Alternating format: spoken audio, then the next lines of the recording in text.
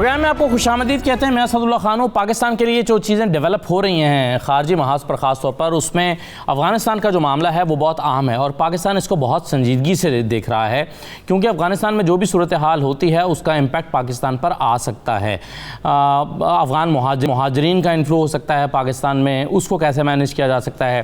फिर पाकिस्तान एक ऐसी स्ट्रेटेजिक पोजीशन पर वाक़ है जहाँ पर कुछ आलमी ताकतों की पाकिस्तान से एक्सपेक्टेशंस हैं, मुतालबात हैं। पाकिस्तान ने कुछ पर नो कह दिया है, इसके नतीजे में पाकिस्तान को मुश्किलात का सामना भी करना पड़ सकता है। फिर कुछ हरीफ ताकत यानी अमेरिका की कुछ हरीफ ताकतें भी हैं, जैसे कि चीन है या रूस है, उनके इस खत्ते पर जो नज़र है उसके पर्सपेक्टिव वो डिफरेंट है।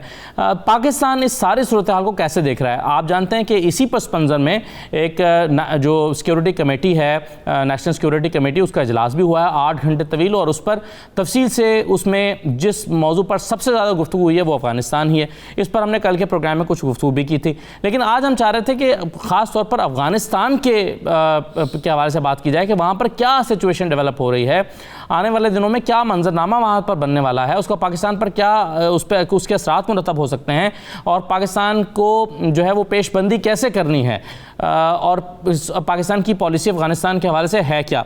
तो इन तमाम चीज़ों पर हम गुफ्तगू करेंगे। मेरे साथ जो मेहमान उनका मैं तारुफ़ कराता हूँ। इरशाद अहमद आरिफ साहब हमारे साथ मौजूद हैं, सीनियर तजज़ियाकार हैं। बहुत शुक्रिया इरशाद साहब, खुशामदीद। जनरल रिटायर्ड अमजद शुएब साहब हमारे साथ मौजूद हैं, आप भी सीनियर तजज़ियाकार हैं। जनरल साहब आपको खुशामदीद। उवैस तौहीद साहब हैं हमारे साथ, और सईद काजी साहब मौजूद हैं। मैं तमाम तजज़ियाकारों को प्रोग्राम में खुशामदीद कहता हूँ। और सबसे पहले जनरल साहब मैं आपसे शुरू करता हूँ, ये आप कैसे देख रहे हैं पाकिस्तान की अफ़गान पॉलिसी को, और अफ़गानिस्तान जो खदशात थे या बाज़ ताकतों के नज़दीक वो खदशात उतने नहीं थे, उनकी तवक्को से ज़्यादा हो रहा है। यानी ख़ुद अमेरिका को शायद ये तवक्को नहीं थी कि अफ़गानिस्तान में इस तरह की सूरत हाल इतनी जल्दी पैदा हो जाएगी। हम क्या कह सकते हैं कि अफ़गानिस्तान खाना जंगी का शिकार हो चुका है और वहाँ पर एक दो ताकतें जो हैं वो मुतहारिब हैं? बिस्मिल्लाहिर्रहमानिर्रहीम। देखिए, अमेरिका ने जब निकलने का अहद कर ही लिया तो फिर उसको अफगानिस्तान के अमन से गर्ज नहीं थी, और ये बात वाज़ेह थी कि जब आपने एक मुत्तफ़िक का हल वहां पे नहीं दिया जो कि अमेरिका की सुपरविजन में बन सकता था, तो फिर लाजमी बात है कि मुतहारिब ग्रुपों ने सामने आना था और जंग शुरू हो जाती। तो वो तो आप देख ही रहे हैं कि तालिबान एक तरफा काम कर रहे हैं और दूसरे जो उसके धड़े हैं, ताजिक हैं, उज़्बेक हैं या हज़ारात हैं, तो वो अपनी अपनी तैयारी कर रहे हैं अपने अपने इलाकों में। ये जो सूरत हाल है ये, और फिर जब मलेशिया वगैरह भी तैयार की जाए तो ये तो बड़ी बात एक सूरत आपको नजर आ रही है कि ये खाना जंगी की तरफ बढ़ रहे हैं। गो कि वो बिल्कुल वाज़ेह तौर पे अभी शुरू नहीं है, लेकिन इसमें कोई देर नहीं लगेगी। अब इसमें सिर्फ एक ही बचत की सूरत निकल सकती है कि तालिबान जो है वो बजाय इसके कि जाके काबुल पे कब्जा करें, उससे पहले सब लोगों को, सब स्टेक होल्डर्स को वो मैसेज दे दें कि जनाब हम आगे नहीं जा रहे, हम बैठे हैं, आप आके हमारे साथ मुज़ाकरात कर लें। तो मुज़ाकरात का प्रोसेस अगर शुरू हो तो वो पोजीशन ऑफ स्ट्रेंथ से मुज़ाकरात कर सकते हैं। बाकी रही बात कि हमारा इन्फ्लुएंस, देखें पाकिस्तान का इन्फ्लुएंस तालिबान पे था कुछ थोड़ा और थोड़ा अब भी है, लेकिन तालिबान पे ऊपर अकेले तालिबान पे इन्फ्लुएंस होना जो है वो अफगानिस्तान में किसी भी नतीजे पे आपको नहीं पहुंचा सकता। वहां तो वो चाहिए ऐसा इन्फ्लुएंस जो कि तमाम स्टेक होल्डर्स पे हो और आप उनको जबरदस्ती बिठा सकें। ये इन्फ्लुएंस हासिल करने के लिए आपको रशिया की भी मदद चाहिए, चाइना की, ईरान की, क्योंकि मुख्तलिफ वक्तों पे मुख्तलिफ ग्रुप्स वहां पे इन मुल्कों की प्रॉक्सीज रहे हैं जी, और प्रॉक्सी रहने की वजह से उनका ताल्लुक, उनका इन्फ्लुएंस उन पे बड़ा मौजूद है। तो यही चीज आपको गाइड करती है कि पाकिस्तान अब अकेला रेलिवेंट नहीं है, बल्कि ये खित्ते के 4 मुल्क जो है वो रेलिवेंट है, और आपको जो पॉलिसी बनानी होगी या जो भी एफर्ट करनी होगी अमल लाने के लिए, वो खित्ते के ममालिक के साथ मिलके आप कर सकेंगे। अकेले कोई भी नहीं कर सकेगा, ना रशिया कर सकेगा अकेले, ना चाइना कर सकेगा, ना पाकिस्तान। तो ये एक जरूरत बन गई। अमेरिका चाहेगा कि यहाँ पे ये इंस्टेबिलिटी कायम रहे, ये लड़ते मरते रहें, ताकि ये जो खित्ता है, ये अफगानिस्तान, ये लिंक के तौर पे, ब्रिज के तौर पे काम करता है रशिया के लिए या सेंट्रल एशियन स्टेट्स के लिए, चाइना, ईरान के लिए। ये सारी चीजें जो हैं वो मुमकिन नहीं रहती अगर अफगानिस्तान डिस्टेबलाइज होता है या रहता है। इसी वजह से तालिबान, ये अशरफ गनी और अब्दुल्ला जब जाके मिले जो बाइडेन को, तो उसने उनको वादे कह दिया कि जनाब अब ये हमारा मसला नहीं है, ये अफगानियों ने तय करना है कि उन्होंने क्या करना है, जो वो जानते हैं कि अफगानी खुद ब खुद तो आपस में कभी भी इत्तेफाक राय नहीं पैदा कर सके। सही है। अच्छा, बिल्कुल सही है शाह साहब, मगर एक बात जो अभी जन साहब ने की, उन्होंने कहा कि जी अब अमेरिका का क्या यहाँ से चले जाने के बाद अफगानिस्तान में क्या होता है उसको इससे गरज नहीं है। क्या अमेरिका अफगानिस्तान से लाताल्लुक़ रह सकता है? क्योंकि अमेरिका लाताल्लुक़ होता है तो उसकी जो हरीफ कुव्वतें हैं चाइना और रशिया, वो तो लाताल्लुक़ नहीं है, तो अमेरिका कैसे लाताल्लुक़ हो सकता है? और अगर लाताल्लुक़ नहीं हो सकता तो फिर उसके पास ऑप्शंस क्या हैं, वो क्या कर सकता है यहाँ पर? मेरे ख्याल जन साहब का कहने का ये मकसद है कि उसको इस बात से कोई अब दिलचस्पी नहीं है कि अफ़गानिस्तान में अमन हो, इस्तेहकाम हो। वो चाहेगा कि एक दो उसकी वजूहात हो सकती हैं। एक तो ये है कि अगर बदअमनी होती है, अदम इस्तेहकाम होता है, तो वो कह सकता है कि हमने यहाँ इस्तेहकाम दिया था, हमने यहाँ अमन दिया था।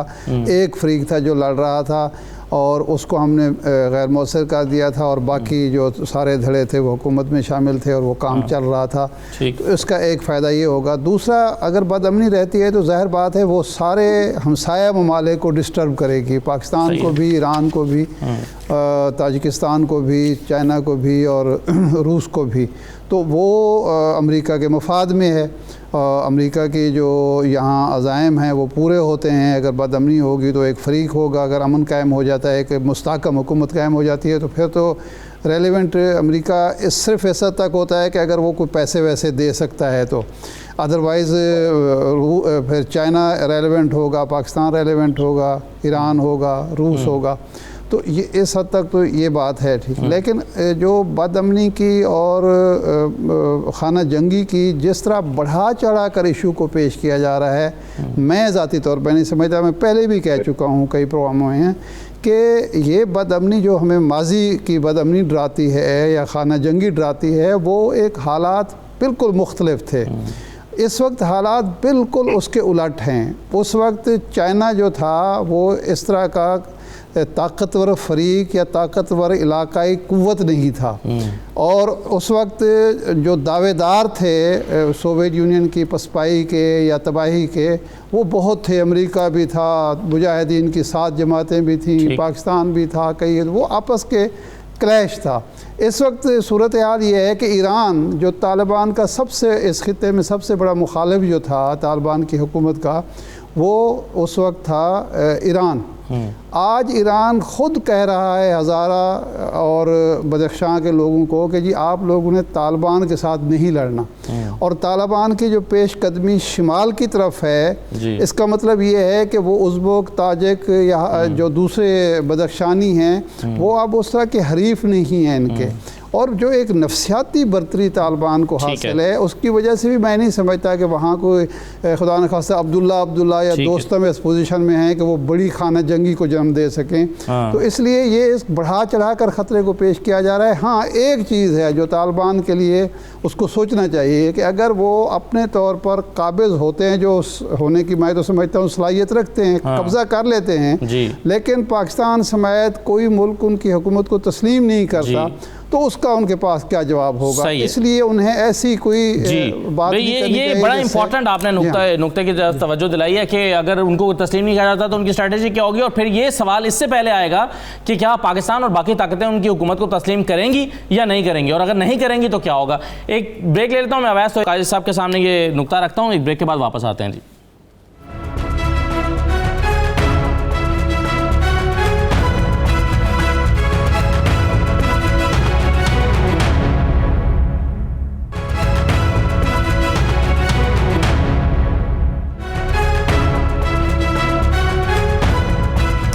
दोबारा आपको खुशामदीद कहते हैं। अफगानिस्तान के हवाले से हम गुफ्तगू कर रहे हैं। वैसे तो साहब, आपके ख्याल में तालिबान अगर अपनी ज़बरदस्ती हुकूमत यानी ताकत के ज़ोर पर अपनी हुकूमत बना लेते हैं तो पाकिस्तान और दूसरी ताकतें उसको कबूल कर लेंगी इस हुकूमत? देखिए, ज़ाहिर बात है कि एक बड़ा इम्तहान होगा, और जो हमारी मालूमात है नेशनल सिक्योरिटी कमेटी की जो मीटिंग थी उसके अंदर भी ये बात हुई, और हमारी अस्करी क़यादत जो है उसने यही सवाल जो है वो सियासी क़यादत जो है उसके सवालात के जवाब में ये सवाल भी रखा कि क्या इस पे क्या होनी चाहिए पॉलिसी। और हमारी तला ये है कि आने वाले दिनों के अंदर एक और सेशन इस तरह का हो सकता है। और जी सबसे बड़ा सवाल ये कि क्या गन पॉइंट पर, अगर बंदूक की नाली पर तालिबान जो है वो काबुल पर कब्जा करते हैं और हुकूमत अपनी कायम करने की कोशिश करते हैं, तो क्या उसे पाकिस्तान माजी की तरह 90 की दिहाई की तरह जब सबसे पहले 3 ममालिक के अंदर शामिल हुआ था, यूएई और सऊदी अरब के साथ तस्लीम करने पे, और उसे काफ़ी क्रिटिसिज्म का सामना करना पड़ा था इस पूरे दौर के अंदर कि तालिबान का साथ पाकिस्तान ने किस तरह दिया है, तो मैं समझता हूँ कि एक बहुत ही ट्रिकी सिचुएशन होगी। मुझे ऐसा नहीं लगता कि काबुल का जो फॉल है वो अगले 2-4 माह में मुमकिन हो सकेगा। अफगान नेशनल आर्मी है और एक बड़ा सवाल ये है कि क्या वो मुत्तहिद रहेगी 70-80 हज़ार की तादाद की अफगान नेशनल आर्मी जिसपे बिलियन ऑफ डॉलर्स खर्च किए हैं अमेरिका और मगरबी ताकतों ने, या फिर वो मलेशिया जो एथनिक लाइंस पर उसकी फॉर्मेशन है वो लिसानी बुनियादों पर अलग हो जाएंगे। तो बड़ी फ्लूइड सिचुएशन है, बड़ी डाइसी सिचुएशन है असद इस वक्त अफगानिस्तान के अंदर, जहाँ पे तालिबान बरखिलाफ माजी शमाल के इलाकों में जहाँ पे उन्हें मज़ाहमत का सामना करना पड़ा था, वहाँ उन इलाकों पर कब्जा कर रहे हैं। और जब हम बात कर रहे हैं तो 120 के करीब अजला ऐसा है जिसपे तालिबान का कब्जा है। सबसे बड़ी बात ये कि क्या मगरबी ताकतों के पास क्या मॉरल जस्टिफिकेशन होगी कि वो तालिबान की हुकूमत को तस्लीम ना करे, क्योंकि अमेरिका ने ये मुआहिदा किया, अफगानिस्तान की हुकूमत को, अशरफ गनी की हुकूमत को फरीक नहीं बनाया, तालिबान के साथ मुआहिदा किया। ये अमन मुआहिदा इसे कहेंगे या इसे कहेंगे कि इनखला का मुआहिदा? मैं समझता हूँ कि ये इनखला का मुआहिदा हुआ अमेरिका और तालिबान के दरमियान। अमेरिका चाहता है कि वो ग्रेसफुली बाइज्जत तौर पे इस रीजन से उसका इनखला हो, और जो हमारी इत्तलात के मुताबिक अब चंद सौ सिर्फ अमरीकी अफवाज रहती हैं इस वक्त अफगानिस्तान के अंदर, और उनका इनखला भी मैं समझता हूँ कि हो जाएगा। आप इस इतना इंडिफरेंट एटीट्यूड का अंदाजा इस तरह लगा सकते हैं असद कि गुज़िश्ता रोज़ जब जो बाइडन से सवाल जवाब हो रहे थे तो उन्होंने कहा कि अफगानिस्तान पे फॉलो अप में आंसर नहीं लूँगा, सवाल नहीं लूँगा, क्योंकि मुझे वीकेंड की छुट्टी मनानी है और 4 जुलाई जो है वो आज़ादी का दिन है अमेरिका। तो मैं खुशगवार मौज़ूआत पे बात करना चाहता हूँ। बिल्कुल सही है, लेकिन सर मसला ये है ना कि अमेरिका, क्या इसका मतलब ये है, मैं सईद कारी साहब ज़रा आप अपनी राय का इजहार कीजिएगा, क्या अमेरिका ये एक्सपेक्ट नहीं कर रहा था कि मैं जब निकलने का ऐलान करूंगा या हमारा एग्रीमेंट हो जाएगा, हम वापस आने लगेंगे तो तालिबान इतनी बड़ी ताकत बनकर फ़ौरन उभरेंगे? क्या अमेरिका ये तवक्को नहीं कर रहा था और वो नाखुश है जो कुछ हुआ है इससे, और वो बहुत ना चाहते हुए जो है वो इस सिचुएशन को फेस कर रहा है? देखें, ये वो उनके पॉलिसी डिसीजंस होते हैं जो वो वक्ती तौर पर जो हालात होते हैं उनको सामने रखते हैं, वो कोई असूलों पर मबनी उनके डिसीजन नहीं होते। अभी मेरे फाजिल दोस्त कह रहे थे कि अगर बंदूक की नोक पर हुकूमत बनाएगी तो ये होगा, तो पहली बात तो ये है कि कौन सा काम है जो पिछले 30 साल से बंदूक की नोक पे वहां नहीं हो रहा। और दूसरी बात ये है कि थोड़ा सा माजी में भी तो झांक लें, कल एक प्रोग्राम करें, ये जो ऑपरेशन साइक्लोन से पहले का अफगानिस्तान था उसकी फुटेज निकलवाएं और इसकी फुटेज निकलवाएं जहां डेजी कटर आके लगे हैं। यहां तो डेमोक्रेसी पैदा करनी थी, पहले ये भी तो बात करें ना यार, वो किधर गई है अपना फ्री मार्केट डेमोक्रेसी और जो एक जदीद दुनिया तख्लीक करनी थी हमने, पहले तो मुझे वो बताएं। उसका रहा सा इंफ्रास्ट्रक्चर जो था थोड़ा बहुत सौर इनकलाब तक या उसके वो तो आपने कर दिया खत्म। वहां अब कुछ नहीं है सिवाय उनकी एक पॉपी है वो जिसे वो काश्त करके बना सकते हैं अपना, और आपने जदीद तरीन असले की मदद से अफगानिस्तान को आपने गारों के जमाने में भेज दिया है, वो सिर्फ इसलिए कि वो गर्म पानियों तक रूस ने आना था। अब आप स्नान फरमाइए उस गर्म पानी में जो आपने बचा लिया है। पहली बात तो ये जरा इनकी जिम्मेदारी भी अपोर्शन करें ना जिन्होंने किया था। अब आगे आ जाते हैं, अब आगे मुझे बताएं क्या होगा। वहां पे जो खबरें आ रही हैं वो ये है कि जिनके पास 4 टके थे, इख्तियारात थे, वो भाग गए हैं। होना है या नहीं होना मुझे नहीं पता, मुमकिन है उतनी जंग होती है। मेरा ये ख्याल है कि वहां पे एक instability for an indefinite period शुरू हो गई है। अमेरिका बहादुर झांग है क्या, अब किधर गई वो डेमोक्रेसी जो इराक में वो लेके आया था? मुझे आज बताएं, आज नूर मोहम्मद तरक्की का जमाना जन्नत का जमाना लगता है अगर आज से कंपेयर करें। आज जो है इराक जो है वो इराक जहां पे ये गए थे उस इराक को आज के इराक से कंपेयर करें। हम किसी डिक्टेटरशिप के हामी नहीं है, मगर लुक एट दीज क्रिमिनल्स जो ये यहां पे करके गए हैं। पहली बात तो ये। दूसरी बात ये है कि इस वक्त अगर आप देखें, दुनिया देखें, तो अगर जो मैशत दुनिया की देखें तो वो कह रहे हैं कि स्लो मोशन जो है वो रैक जो है ट्रेन रैक हो रहा है दुनिया में। हम अपनी मैशत देख लें, $150 बिलियन का आपने नुकसान किया, और जिस किस्म की इशराफिया यहाँ पे मुसल्लत की अमेरिकी साम्राज्य ने, अब उसके जरिए हमने ये ठीक करना है, और हम उनको अब ब्रीफिंग दे रहे हैं कि भाईजान ये ठीक करो। जिनके घर एक तीसरे दर्जे के जो सफीर का फोन आ जाता है गोरे का, तो इन्हें समझ नहीं आती, धमाल डालनी शुरू कर देते हैं, ये अब अमेरिका का मुकाबला करेंगे और हम इनकी यकजहती पैदा कर रहे हैं। So we have landed in a very very difficult situation. और उसमें सबसे बड़ी प्रॉब्लम क्या है, मैं अपने मुल्क की बात करूं कि मेरे मुल्क में जो बागडोर जिन लोगों के पास है, उनकी जरा लेवल देखें, उनका विजन देखें, उनकी तालीम देखें, उनकी प्रेफरेंसेस देखें, तो we are in for a बड़ी, और अल्लाह ताला आपको क्या पॉलिसी में क्या खामी लग रही है सर? आपको क्या खामी लग रही है जो आप कह रहे हैं कि हम बहुत मुश्किल सूरत हाल में पड़ चुके हैं और इस हुकूमत से हैंडल नहीं होगा? आपको क्या प्रॉब्लम लग रहा है पॉलिसी में? देखें, एक तो आपके हमसाये में एक स्टेट बैठ चुकी है, जरा गौर फरमाएं वहां पे क्या सूरत हाल होती है। कोई कहता है 30 लाख बंदा और आने वाला है। उसके अलावा यहाँ पे अभी टेररिज्म से बड़ी मुश्किल से हमने इतनी अपनी शातें लेके जान छुड़ाई है, यहाँ धमाके बंद हुए हैं। बड़ी जितनी कीमत हमने अदा की है, $150 बिलियन अदा किया है, 5-7 हजार अपने फौजी शहीदों की लाशें उठाई हैं, 60-70 हजार जो है अपने सिविलियंस मरवाए हैं, स्कूलों के बच्चे मरवाए हैं, हमने सबसे ज्यादा कीमत दी है यहाँ पे, और बड़ी मुश्किल से ये एक सिलसिला बना था। मगर आप देखें ये जो जैसे वेस्टर्न क्या कहते हैं, मगरबी तहजीब के टार्च बेरर जिस जगह घुसे हैं वहां आबादियों को ताराज करके आए हैं, और अब छोड़ के चले गए कि उन्हें ठीक कर लो। मुझे बताएं, यहाँ यानी जो इंफ्रास्ट्रक्चर था वो खत्म कर दिया, और वहां पे सिवाय पॉपी के और जो देसी बंदूकों की कोई चीज नहीं बनती वहां पे बंदा बीमार हो जाए तो इलाज कराने लाहौर आता है। आप यानी वहां जितना इंफ्रास्ट्रक्चर था अब बहुत मुश्किल है।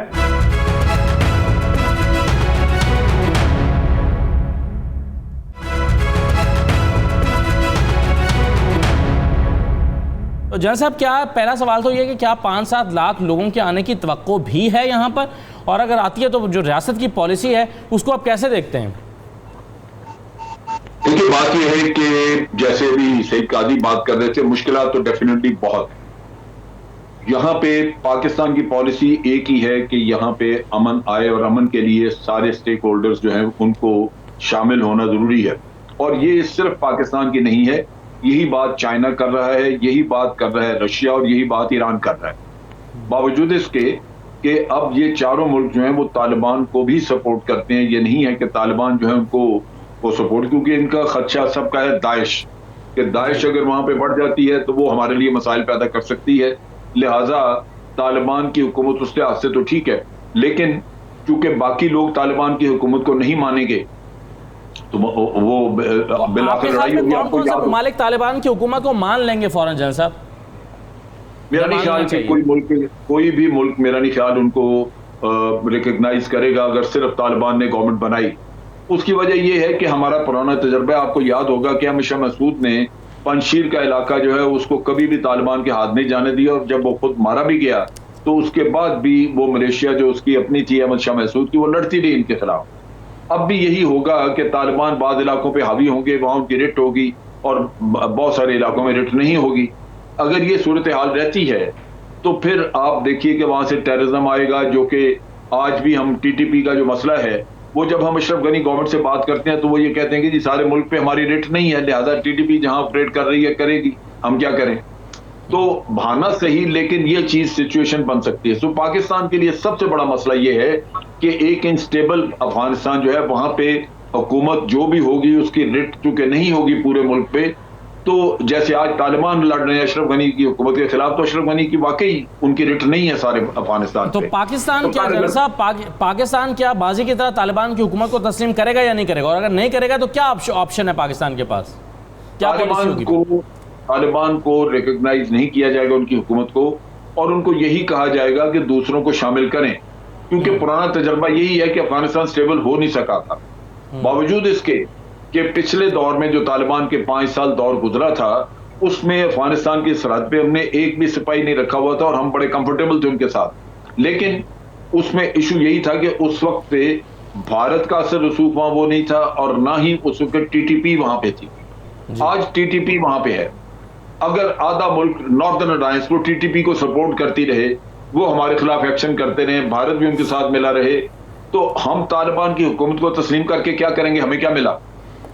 हम तो यही कहेंगे कि तालिबान जो है वो नॉर्दर्न अलायंस के साथ भी बातचीत करें और उनको शामिल करें, ताकि ये नॉर्दर्न अलायंस जो है उसको पाबंद किया जाए, क्योंकि तालिबान ने हुकूमत कायम करने से पहले अमेरिका के साथ जो मुआहिदा किया है, उसके साथ मुआहिदे में यह कहा है कि हमारी सरजमीन इस्तेमाल नहीं होगी किसी के खिलाफ। तो ये बड़ा जरूरी है कि वहां सब जगहों पे उनकी रिट हो और वो जमीन इस्तेमाल ना हो सके।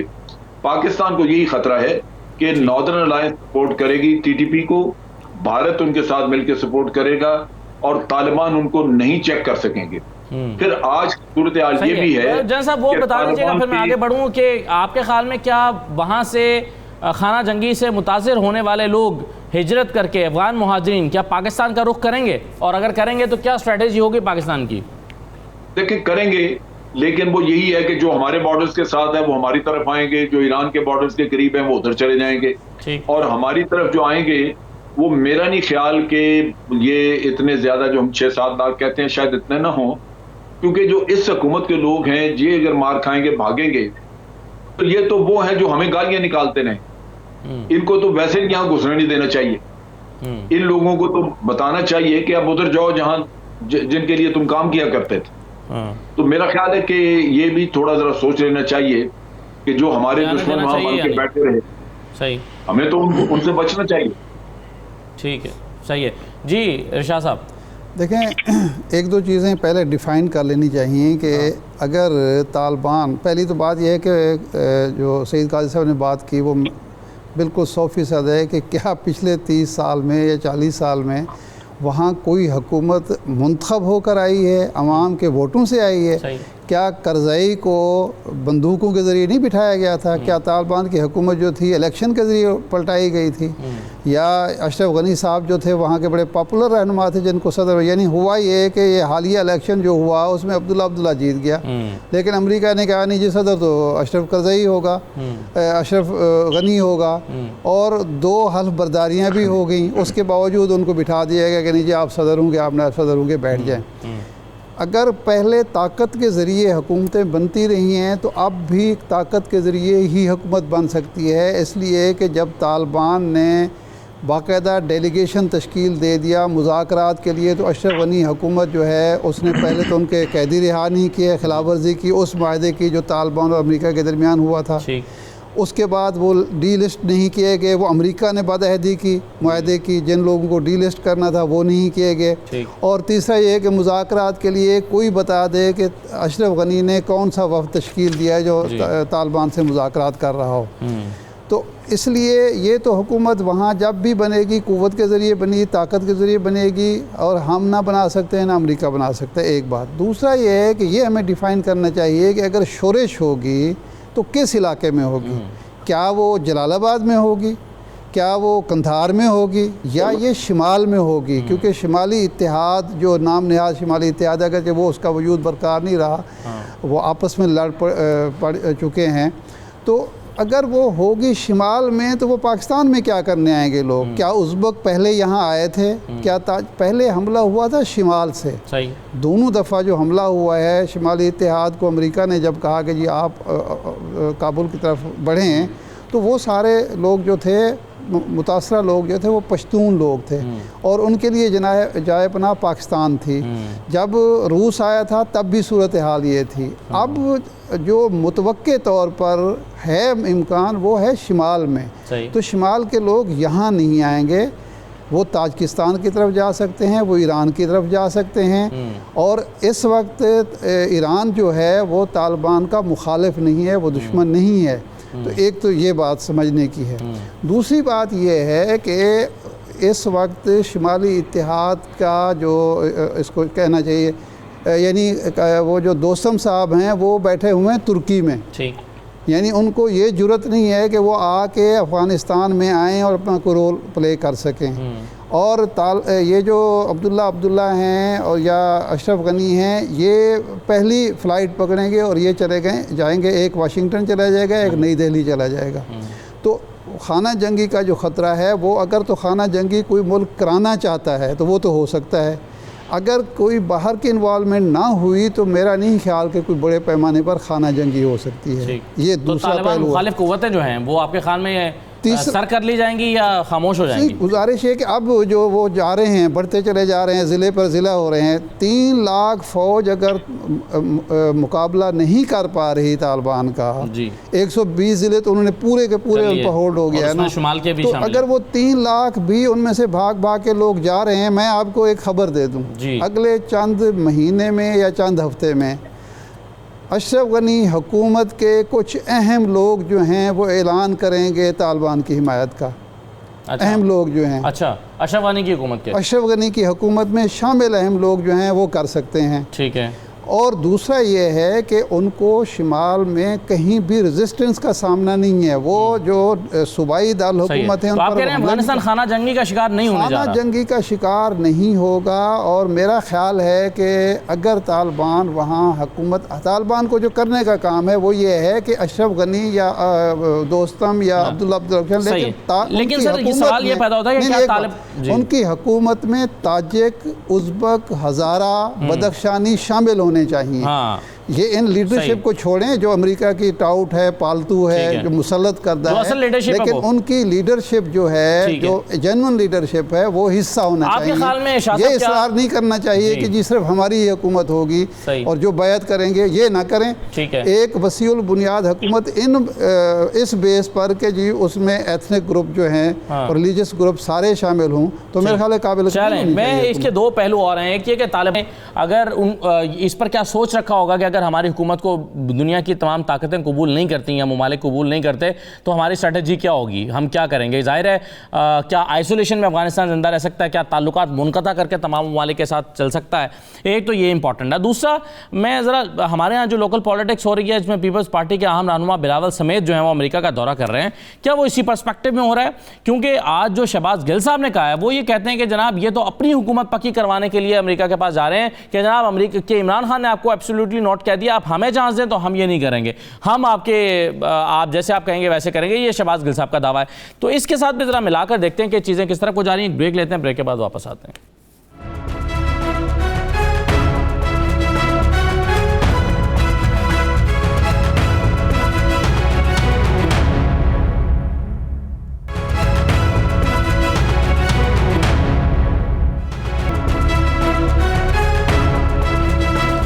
खुशामदीद कहते हैं आपको दोबारा। मैं ओवैस साहब जो जिक्र करके गया था ब्रेक पर जाने से पहले कि पीपल्स पार्टी की क़यादत जो अमेरिका जा रही है, क्या उनकी उसको आप इस पर्सपेक्टिव में देखते हैं कि ये इसकी अहमियत ये है अफ़गानिस्तान के हवाले से? जी ओवैस साहब। देखिए असद, थोड़ा मुझे टाइम दीजिएगा आप। जी देखिए, एक तो सबसे पहले इस सवाल का जवाब मैं देता हूँ, जो मेरी मालूमात है उसकी बुनियाद पर मैं आपको देता हूँ। जो शहबाज गिल साहब जो हैं, आदमी को ज़रा ज़्यादा नहीं बोलना चाहिए, हसास मामलात होते हैं, कितना बोलना चाहिए, किस तनाजुर में बोलना चाहिए। ये नेशनल सिक्योरिटी कमेटी की जो मीटिंग थी उसके अंदर जब ये बात हो रही थी कि अमेरिका और चीन के दरमियान तवाज़ुन किस तरह बरकरार रखा जा सकता है, दोनों बड़ी ताकतें हैं, चीन के साथ हमारे किस तरह के ताल्लुकात हैं और एतमाद वाले ताल्लुकात हैं, उस पर जब ये बात हुई तो एक सवाल ये उठा कि जी अब आप बता दें सियासी क़यादत से कि जी किस तरह के ताल्लुक़ है, अमेरिका के साथ भी एक विंडो रखनी चाहिए हमें ताकि एक बैलेंस रहे। और उसमें कहीं बिलावल साहब ने ये जुमला कहा कि मैं अमेरिका मेरा दौरा है। अगर उस तनाजुर में शहबाज गिल साहब ये चाह रहे हैं कि ये कहीं करीब आ जाएंगे, ऐसे मामलात में जो नेशनल इंटरेस्ट के मामलात में होते हैं उसमें ये सियासी जो रहनुमा है वो पॉइंट स्कोरिंग के बजाय एक ऐसी विंडो रखें जिसकी बुनियाद पे रियासत को फ़ायदा हो, मुमलिकत को फ़ायदा हो। ये भी तो हो सकता है कि जाएँ बिलावल और उनकी वालदा और उनकी वजह से काफ़ी एक वेटेज तो है वेस्टर्न वर्ल्ड के अंदर, तो उससे फ़ायदा उठा सकते हैं, बातचीत कर सकते हैं, अंग्रेजी बोल सकते हैं, इंटरनेशनल अफेयर्स पे किसी हद तक एक कमांड भी है। बाकी ये सियासत करते रहे। दूसरी जो गुजारिशात आपसे मुझे करनी थी तो ये करनी थी, देखिए पाकिस्तान को 2-3 बड़े चैलेंजेस का सामना है और हतमी तौर पे क्यों नहीं कह सकते उसकी वजूहत है। ये कि वहाँ पे खाना जंगी होगी और 90 की दिहाई वाली होगी और नहीं होगी, डिपेंड करता है। शुमाली इत्तेहाद से बिल्कुल मज़ाहमत होगी, अहमद शाह मसूद के बेटे अहमद मसूद जो कि नौजवान हैं, क्वींस कॉलेज के ग्रेजुएट हैं, वो एक मिलिशिया तैयार कर रहे हैं। NDS और रॉ में जो है अहमद बिन सालेह, उनको काफ़ी फंडिंग दी हुई है। इसी तरह और नए प्लेयर्स अब सामने आएंगे। ये रशीद दोस्तम जो है वो एक नंबर 1 एनिमी है इस वक्त तालिबान के, और उनके लिए कोई काबिल माफ़ी नहीं होगी। क्या तालिबान जो है पाकिस्तान के लिए क्या ये तस्लीम करेंगे अगर वो काबुल में होंगे? ये भी डिपेंड करेगा कि अफगानिस्तान में सिचुएशन किस तरह इमर्ज होती है। मैं नहीं समझता कि बहुत जल्दी काबुल जो है वो कंट्रोल में आ जाएगा तालिबान के। It's going to take another year or so, at least 9-10 months according to the reports of the UN या अमरीकी जो इत्तलात है। दूसरी बात ये कि क्या अमरीकी यहाँ फौजी अड्डे चाह रहे हैं नहीं चाह रहे हैं, मैं नहीं समझता कि पाकिस्तान उनके साथ वो रिलेशनशिप रखेगा जो 9/11 के बाद थे। आपने साथ तो दिया ना, 3 फौजी अदवार के अंदर आपने अमेरिका के साथ दिया है, जनरल अय्यूब के ज़माने में, जनरल ज़िया के ज़माने में, जनरल मुशर्रफ के ज़माने में। ये मुंतखब हुकूमतों पे कहाँ से इल्ज़ामात इनके भी होंगे अमेरिका से ताल्लुकात। दूसरी बात ये कि मुहाजिरीन कितने आएंगे, एक एस्टिमेट है, और वो एस्टिमेट है 10 लाख मुहाजिरीन का आने का, और उसके लिए एक राय मौजूद है जिम्मेदार हल्कों में, वो है कि एक्सटर्नल डिस्प्लेस्ड पर्सन उनको करार दिया जाए, जिस तरह ईरान ने हैंडल किया था माजी के में जब उन्होंने 10 सिटीज बॉर्डर के करीब कर दिए थे। ये एक कंटेंशियस इशू है जिसपे हमारी जो नेशनलिस्ट फोर्सेस हैं वो बदकिस्मती से डिवाइडेड है, बलोच, सिंधी नेशनलिस्ट और पश्तून नेशनलिस्ट। तो ये पार्लियामेंट के लिए मुश्किल होगा कंसेंसस के लिए, और ये बात भी नेशनल सिक्योरिटी कमेटी में बात हुई है। बिल्कुल सही बात ये किस तरीके से, एक आखिरी 2 जुमले बोलने दीजिए। मैं समझता हूँ कि आने वाले दिनों के अंदर सिफारती एक टाइट रोप वॉकिंग है पाकिस्तान के लिए, और उसमें चीन के साथ हमारा ज़्यादा झुकाव रहेगा, लेकिन एक विंडो हम चाहेंगे कि अमेरिका के साथ खुली रहे। एक आलमी ताकत है, लेकिन बहुत बड़े मसाइल में घिरा हुआ है पाकिस्तान आने वाले वक्तों में। सही है, सही कहा साहब। ये आप जो मैंने पहले सवाल किया था कि तालिबान के जहन में आपके ख्याल में ये बात होगी कि अगर हमें दुनिया ने तस्लीम ना किया तो हम क्या करेंगे, हमारे पास क्या ऑप्शन होगा अफगानिस्तान को चलाने के लिए? यार उनके पास लूज करने को क्या है, वहां पे देखें ना स्टेक्स क्या है उनके, जो उनके पास जमीन है बर्बाद। मगर जो अभी आपने थोड़ी देर पहले सवाल किया था, मुझे नहीं पता वो गलत कह रहे हैं सही कह रहे हैं, ये जो शहबाज गिल साहब की बात की आपने, मगर जरा एक बात पे गौर करें, यहाँ एक और काम हुआ है, वो ये हुआ है कि आपकी जो ब्लोटेड एलीट है, पॉलिटिकल एलीट है, वो बहुत बड़ी बड़ी माशी इजारादारियों की मालिक भी है। वो बहुत बड़े बड़े जो माशी मफादात हैं मकामी कार्टल्स के, उनको भी रिप्रेजेंट करती है। वो कोई पॉलिटिकल स्टेट्समैन नहीं है, बुनियादी तौर पर वो एक करियाने वालों की ग्लोरीफाइड क्लास है, और उनकी ज़हनी लेवल भी देख लें। तो क्या इस सिचुएशन में, जिस तरह मेरे भाई ने अभी बात की कि हम एक मुश्किल सूरत हाल में है, इससे हम निकलने में मुआमन होंगे या इसमें अपॉर्चुनिटियां ढूंढेंगे? आज से पहले माजी में क्या हुआ, किस दिन ये इकट्ठे बैठे किसी एक कौमी इशू पे कि नहीं हम यार अपनी ये लड़ाइयां खत्म करके तो इकट्ठे लड़ते हैं, ये तो टांगे खींचते हैं। मुझे नहीं पता वो क्यों गए और क्यों नहीं गए, मैं इसकी गवाही नहीं देना चाहता। मैं ये सवाल करना चाहता, आखिरी बात करता हूं, अब जनरल साहब से बात करें कि यार हमारे पास क्या ऐसी लीडरशिप मौजूद है जो अपने जाती मफादात से बुलंद होके और अपने 2-2 टके के जो मफादात हैं उनसे निकल के हमारी जिंदगियों के बारे में सोचे? तो आई हैव सर्टेन डाउट्स, अल्लाह करे मैं गलत हूं। जी आप जनरल साहब को टाइम दें। जी जनरल साहब। देखिए इस वक्त सूरत हाल ये है कि जिस तरह के करप्शन वगैरह के इल्जामात और केसेस हैं पॉलिटिकल पार्टीज के लीडर्स के ऊपर, वो इस हुकूमत से जान छुड़ाना चाहेंगे ताकि वो सुरखरू हो सकें। और जिस तरह का इमरान खान ने अमेरिका के खिलाफ रवैया और जिस तरह के नारेबाजी की है और एरोगेंस और एक बड़ा एक हकारत अमेज किस्म का रवैया इख्तियार किया है, ये अमेरिका यहाँ पे रजीम चेंज चाहेगा, ये एक फैक्ट है। और अमेरिका ने पिछले, अगर आप 100 साल की हिस्ट्री निकाल लें तो उन्होंने हर 2 साल में एक रजीम चेंज हर जगह की हुई, ईरान में की है या लीबिया में, ये उनका जहां कोई उनकी लाइन टो नहीं करता वो रिजीम चेंज की तरफ जाते हैं। ईरान में बड़ी कोशिश की, अभी उन्होंने नहीं कर सके। एब्सोल्युटली नॉट कहने के नतीजे में आप कहते हैं कि इग्नोर, ये एस्पेक्ट इसका इग्नोर नहीं किया जा सकता। ये अमेरिकी ढूंढेंगे हमारे पॉलिटिकल सर्कल में कि ऐसे मोरे मिल जाएं जिनके जरिए ये रिजीम चेंज की जाए, क्योंकि मैं समझता हूं इमरान खान का रवैया थोड़ा अनडिप्लोमेटिक था और लाजमन सुपर पावर की ईगो हर्ट करने वाला था। ठीक, देखें इसमें एक चीज़ जो है, जब मोहतरमा बेनज़ीर भुट्टो यकीन दहानियाँ करा सकती हैं अमेरिका को, वो जो खातून थी वज़ीर ख़ारजा और जिसकी वजह से फिर जिसके ज़रिए NRO वगैरह हुआ, तो बिलावल भुट्टो क्यों नहीं कराएंगे। और कॉन्डोलेज़ा राइस की बात कर रहे हैं जी, कॉन्डोलेज़ा राइस की बात, कॉन्डोलेज़ा राइस के, वो तो अब चीज़ें छप चुकी है ना सारा कुछ। विकीलीक्स पढ़ लें, विकीलीक्स में सब कुछ मौजूद है। और मियां नवाज शरीफ साहब ये तरले करते थे जाके अपने पहले दौर में, वो जो यहाँ उनके सफ़ीर थे अमेरिका के, उनको लंबू कहते थे और मुलाकात 3 महीने नहीं करते थे। लेकिन एक वक्त आया कि वो रॉबिन राफेल के साथ, जो असिस्टेंट सेक्रेटरी ऑफ स्टेट थी, मरी में बैठ के खाना खाते हैं और इस्लामाबाद वापस आके 5 जर्नलिस्टों को बुलाते हैं और वो कहते हैं कि मेरी हुकूमत आ रही है, आप मेरे साथ वादा करें कि 6 महीने तक मेरे ख़िलाफ़ नहीं लिखेंगे। तो रॉबिन राफेल से मुलाकात के बाद अगर हुकूमत की श्योरिटी मिलती है तो बिलावल ये काम क्यों नहीं करेंगे, हमारे सियासतदान ये काम करते हैं। तो बहरहाल ये कोई शहबाज गिल की बात जो है वो गैर मोहतात ज़रूर होगी, गलत बिल्कुल नहीं है। अच्छा जैन साहब, मुझे ये बताइए मुख्तसरन कि पाकिस्तान अड्डे नहीं देता अमेरिका को, जो कि नहीं देगा, तो सेकंड ऑप्शन क्या है अमेरिका के पास?